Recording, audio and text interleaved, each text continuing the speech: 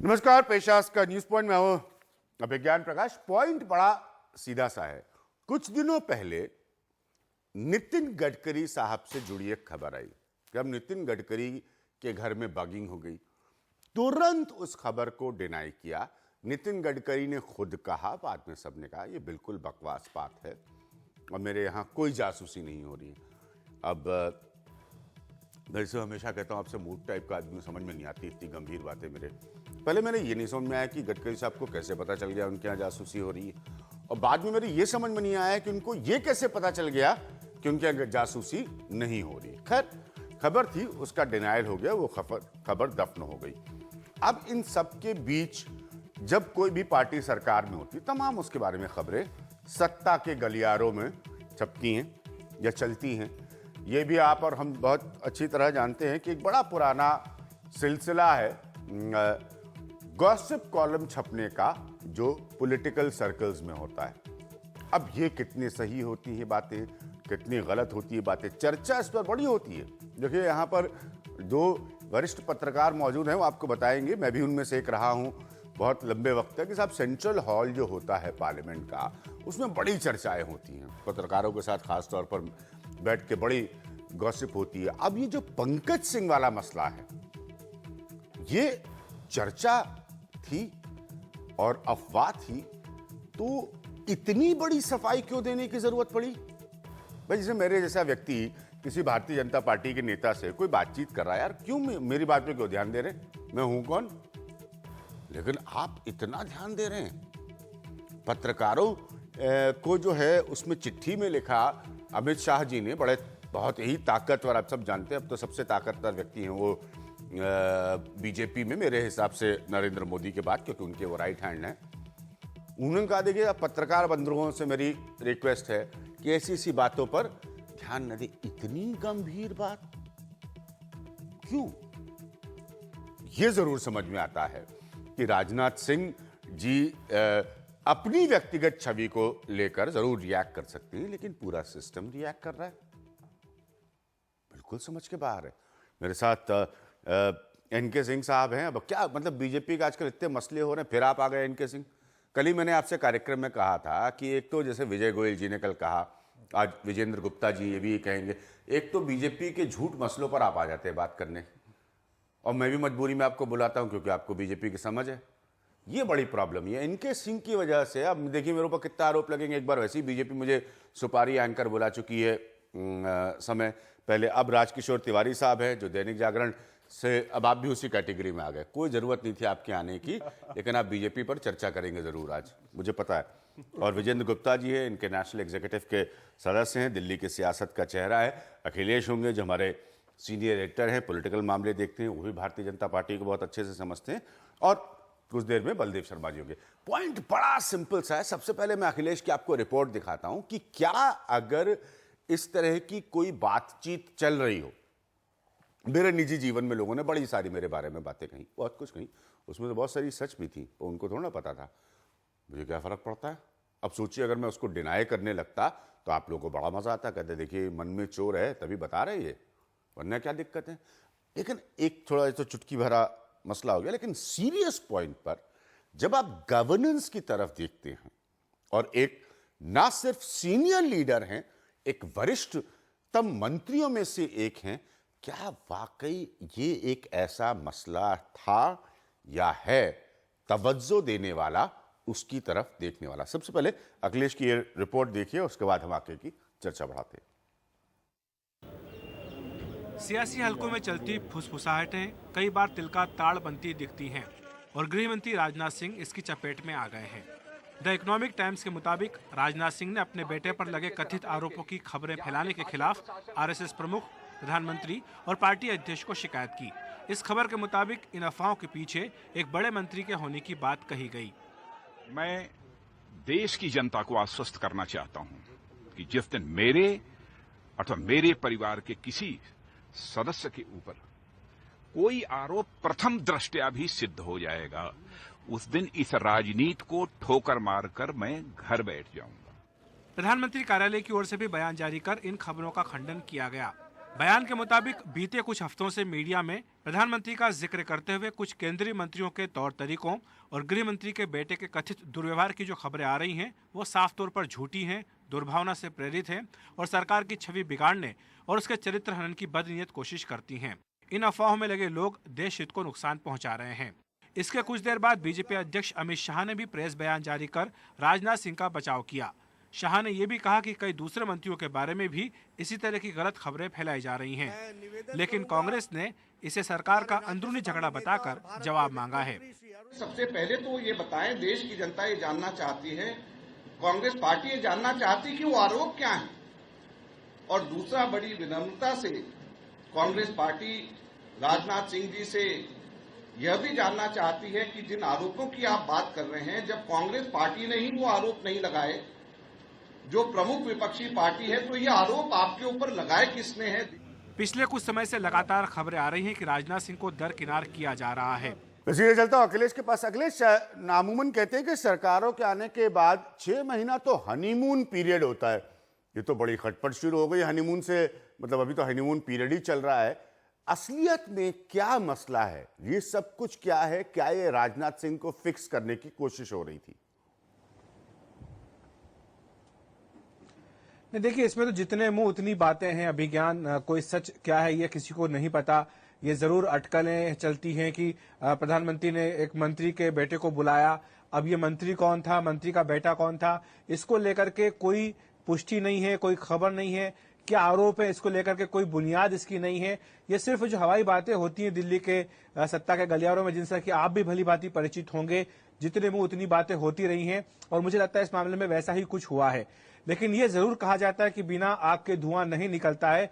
लेकिन सवाल ये कि यहाँ पर आग अगर लगी है तो कहाँ लगी है, इस बात का निराकरण, समाधान अभी तक नहीं मिल पाया है। लेकिन हाँ, जिस तरह से आज राजनाथ सिंह बरसे, खुलकर बरसे, चुनौती दी कि उनके ऊपर अगर कोई आरोप होगा तो राजनीति से संन्यास ले लेंगे, जिस तरह से प्रधानमंत्री को उनके बचाव में आना पड़ा, पार्टी अध्यक्ष को आना पड़ा, तमाम प्रवक्ताओं की फौज खड़ी हो गई, उससे मैं ये कह सकता हूं कि राजनाथ सिंह जो पिछले 2-2.5 महीने से कह रहे थे, इनके बारे में लगातार चल रहा था कि एक तरह से पार्टी में, सरकार में दरकिनार किए जा रहे हैं या कोशिशें हो रही हैं, उनको कुछ ताकत मिली है, मजबूती मिली है और एक तरह का सहारा मिला है। और खासतौर से थोड़ा सा राजनाथ सिंह के लिए एक अच्छा भी हुआ है कि उन्हें पार्टी में, सरकार में जो उनकी एक पोजीशन बन रही, जो पुरानी पोजीशन थी, उसको वापस पाने में भी उनको थोड़ी सी मदद मिली है। अभिज्ञान, ठीक है, उसको वापस लाने में राजकिशोर तिवारी, ये मसला क्या है?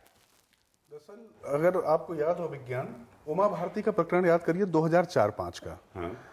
भाजपा आप अच्छे से जानते हैं, वहां पर 2 चीजें बड़ी कुख्यात रही हैं, एक ऑफ द रिकॉर्ड, हाँ, और एक on the record. On the record, Bharatiya Janata party के नेताओं की दोनों में महारत है, ऑफ द रिकॉर्ड भी झूठ बोलने की और ऑन द रिकॉर्ड भी झूठ बोलने की। उमा भारती ने, मेरा अपना तजुर्बा है, उमा भारती ने एक पार्टी के सम्मेलन में सीधे सीधे नेतृत्व की तरफ उंगली उठाई थी। कुछ नेताओं का नाम लेकर कहा था कि ये लोग मेरे खिलाफ खबरें प्लांट कर रहे हैं। हाँ। और मेरी छवि को जो है, बहुत पुरानी परंपरा है, बहुत पुरानी परंपरा है। हाँ। तो कैसे धीरे धीरे किसी भी नेता के खिलाफ जब चर्चाएं बनती हैं, परसेप्शन उसका बनता बिगड़ता इन्हीं चर्चाओं से है और इन्हीं पौधों से बनता है।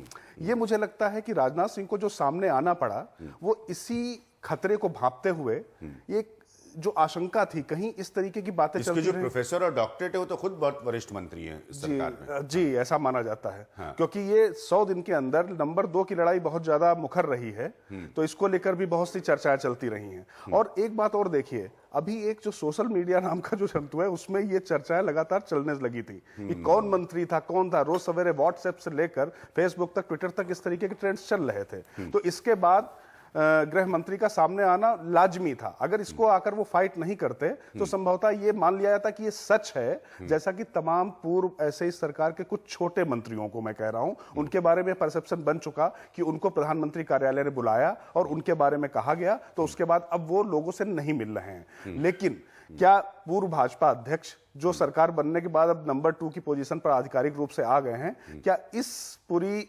बेगुनाह लज्जत होने के बाद वहां पर रुक सकते थे? इसलिए मुझे लगता है कि ये पूरा कहीं ना कहीं इंटरनल 100 दिनों के जो अंदर का संघर्ष है, ये वो कहीं ना कहीं सामने आया है। इनके आपकी समझ, उसके बाद में विजेंद्र गुप्ता जी को पूरा समझ। अंग्रेजी का एक जुमला है, पैलेस इंट्रिग्स। पैलेस में जो षड्यंत्र होते हैं, इशू ये नहीं है कि उनके बेटे ने के पे आरोप लगे हैं वो सही हैं या गलत हैं। इशू ये है कि ये आरोप प्लांट हुआ कैसे। ये आया कहां से? और जो अभी तक इंडिकेशन है, जो कि मुझे लगता है कि खुद जो भुक्तभोगी हैं वो ये कह रहे हैं, ये कहीं ना कहीं से आया है। ये माना जा रहा है कि कैबिनेट में ही कोई मंत्री हैं जिन्होंने ये धीरे से लीक किया या इसको बताया।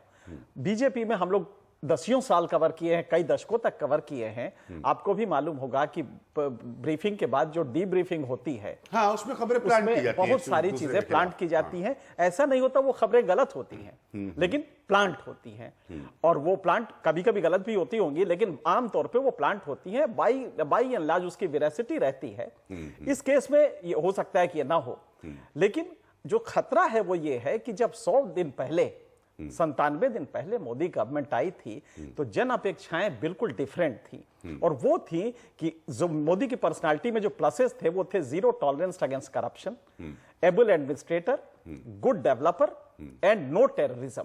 ये 4 उनकी पर्सनालिटी में चस्पा थे। तो जनता ने मुतमईन होकर वोट दिया और 18% से 31% तक जनता बीजेपी को ले गई और सिर्फ नरेंद्र मोदी को वो वोट मिले हैं। क्या वाकई इस तरह के पैलेस इंट्रिग्स जिस तरह के हो रहे हैं, क्या वाकई मोदी फंक्शन कर पाएंगे और वो डिलीवर कर पाएंगे जो वायदे उन्होंने किए हैं? क्योंकि ये जो केस हुआ है और इसके पहले जो गडकरी वाला केस हुआ है, कहीं ना कहीं लग रहा है कि चीजें बहुत नॉर्मल नहीं है। जिस तरह का ये अफवाह, हम इसको अफवाह मान लेते हैं क्योंकि कोई वेरासिटी इसकी टेस्ट करने का कोई तरीका नहीं है, तो हम इसको दूसरा ये हुआ है कि सोशल मीडिया के प्रवाह पे आप उसकी नाव पे बैठ के वैतरणी तो पार कर गए, चुनाव में जीत गए, लेकिन किस तरह आपने फॉर्मल मीडिया को इग्नोर किया। प्राइम मिनिस्टर ऑफिस ने, मेरे ख्याल से मोदी जी के परसेप्शन में फ्लॉड परसेप्शन है कि फॉर्मल मीडिया को इग्नोर करके सोशल मीडिया से वो क्या राजनाथ सिंह ने, अखिलेश का यह मानना है कि इससे राजनाथ सिंह की स्थिति बेहतर हुई है? बार बार कहा जा रहा था। हाँ, मैं अखिलेश से थोड़ा सा इस पे डिफर करूंगा। बिल्कुल डिफर करिए, पूरा अधिकार है उसका आपको। मैं ये जानना चाह रहा हूं कि क्या राजनाथ सिंह के बाहर आकर इस तरह की, अच्छा ये भी कोई नई लाइन नहीं है, हम 85 नेता से सुन चुके हैं कि राजनीति छोड़ दूंगा। कांग्रेस में भी है। हाँ, कांग्रेस में भी। हाँ, आज तक तो मैंने नहीं सुना अपने जीवन काल में कोई नेता आके कहते कि हाँ मैंने कोई भ्रष्टाचार किया था। यहाँ पे तो कोई प्रश्न ही नहीं है एविडेंस का। पॉइंट ये है कि क्या राजनाथ सिंह ने एक फ्रंटल डिनायल करके सामने आकर इस बात को नकार कर सही किया? नहीं, डिनायल उनको नहीं करना था। ठीक है, उनके बेटे जो जनरल सेक्रेटरी हैं, हाँ, स्टेट यूनिट के, हाँ, अगर ये था एक सुधांशु त्रिवेदी हैं, हाँ, जो मैंने एक बार बताया था वो एस्ट्रोलॉजी भी जानते हैं, हाँ, तो वो प्रवक्ता भी हैं, राष्ट्रीय प्रवक्ता, वो भी कर सकते थे। वो अद्वैतवाद से अवमूल्यन तक हर टॉपिक पे बोलते हैं। हाँ, तो इस टॉपिक पे वही आ जाए, हाँ, पार्टी आ जाए। मान लीजिए वो तो एडवाइजर समझते हैं अपने आप को, कम से कम पॉलिटिकल पार्टी बीजेपी आती और बीजेपी कहती कि नहीं ये बिल्कुल गलत है। बीजेपी ने तब कहा जब उन्होंने ये फ्रंट पे आके कहा। उसके बाद प्राइम मिनिस्टर ऑफिस से भी हुआ, एक कंसल्टेड एफर्ट हुआ डैमेज कंट्रोल के लिए, बिल्कुल सही है। लेकिन ये बीजेपी को ऑन अप करना चाहिए और कहना चाहिए कि नहीं ये बिल्कुल गलत है, और ये आज नहीं 4 दिन पहले कहना चाहिए। ठीक है। अब विजयन गुच्छा जी, ये क्या है? राजनाथ सिंह ने इस बात को कहकर कि अगर कुछ साबित हो गया तो मैं सियासत छोड़ दूंगा, बड़ा स्टेटमेंट है, देश के गृह मंत्री हैं वो इस वक्त, ये क्यों किया उन्होंने? देखिए अभिज्ञान, मैं अखिलेश ने अभी जो बात कही जी, इससे राजनाथ सिंह जी का कद और ऊंचा हुआ है, बड़ा हुआ है।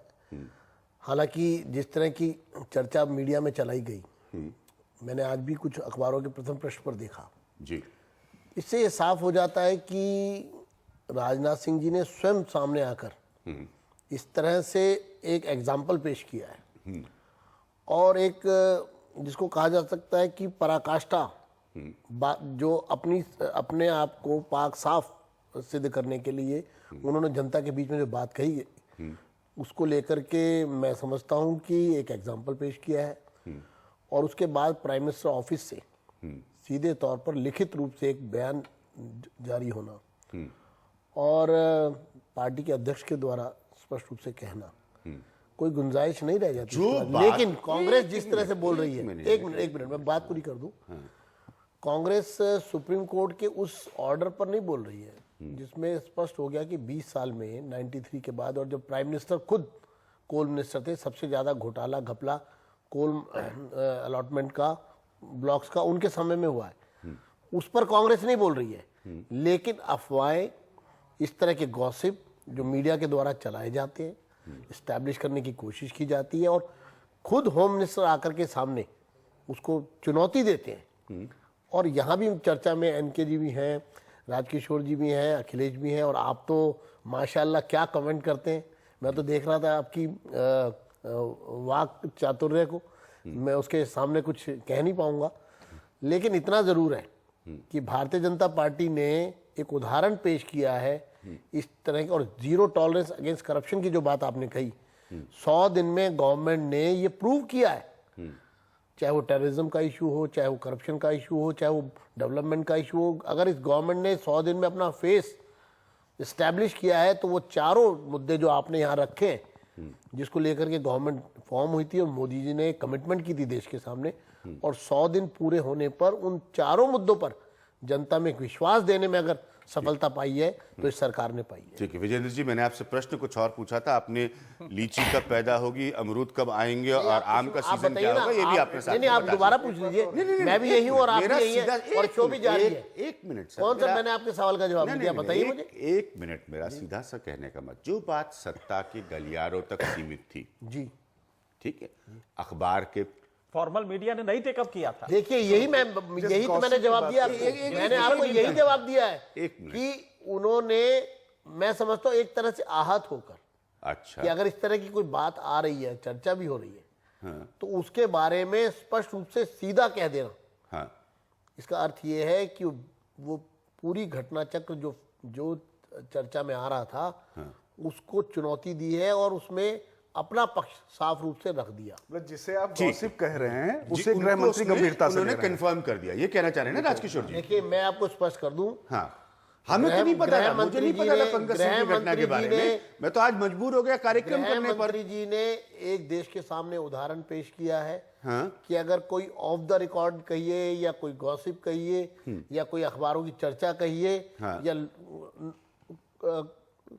कोनों में होने वाली बात कहिए या सेंट्रल हॉल में होने वाली बात कहिए, उस पर तुरंत सामने आकर और अपनी स्थिति मात्र स्पष्ट नहीं की है, चुनौती दी है, चुनौती दी है, और ये एक एग्जाम्पल है, और ये एक स्वच्छ राजनीति का इससे बड़ा उदाहरण और कोई हो नहीं सकता। ठीक है, बहुत बड़ी बात है राजनीति में शुचिता की बात। लाल कृष्ण आडवाणी, जिनको अभी आपने हमेशा के लिए साइडलाइन कर दिया, वो बहुत वर्षों से कहते आते थे, कई बार मैंने आडवाणी जी को कहते हुए सुना, दे दिया था। हाँ, उन्होंने इस्तीफा भी दे दिया था हवाला की डायरी में। बीजेपी में तो एक नहीं दर्जनों उदाहरण है ऐसे। हाँ, भारतीय जनता पार्टी में एक नहीं दर्जनों उदाहरण है ऐसे। क्या बीजेपी में नेता एक दूसरे के खिलाफ खबर प्लांट करवाते हैं?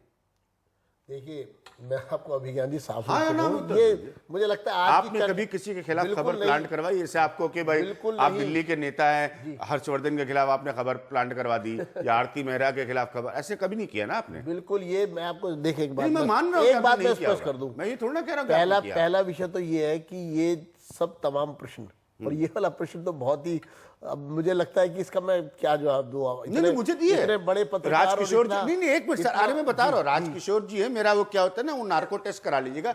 राजकिशोर जी है, एनके सिंह जी है, खूब बीजेपी के नेताओं ने खबरें दी एक दूसरे के खिलाफ। देखिए हमारी पार्टी है भाई, इसमें तो आप रिकॉर्ड पे लाइए ना कोई बात, आप बताइए। अगर देखिए मैं टेलीविजन पर कह रहा हूँ, मैं अफवाह की बात नहीं कर रहा हूँ। खबरें दिए तो आप बताएं टीवी पर किसने आपको खबर दी? अभी तो वो पुरानी बात है, मैं अपने बारे में दी, मैं आपके जब मैं बीजेपी कवर करता तब खबरें दी। एक मिनट पत्रकार के ऊपर, मैं आपके बीच में बैठा हूँ ना, पत्रकार को पूरा अधिकार है सोच नहीं बताने का। मैं आपके बीच में बैठा हूँ, आप 3 पत्रकार यहाँ उपस्थित हैं, चौथे अखिलेश सामने है, मैं चुनौती देता हूँ, कोई मेरे बारे में बताए कि मैंने क्या किसी के बारे में कोई खबर प्लांट की है। मैं किसी और के ऊपर नहीं जा रहा, पहले मैं पहले अपने को कटघरे में खड़ा करता हूं और कसौटी पर कसता हूं। भारतीय जनता पार्टी का एक सिपाही हूं।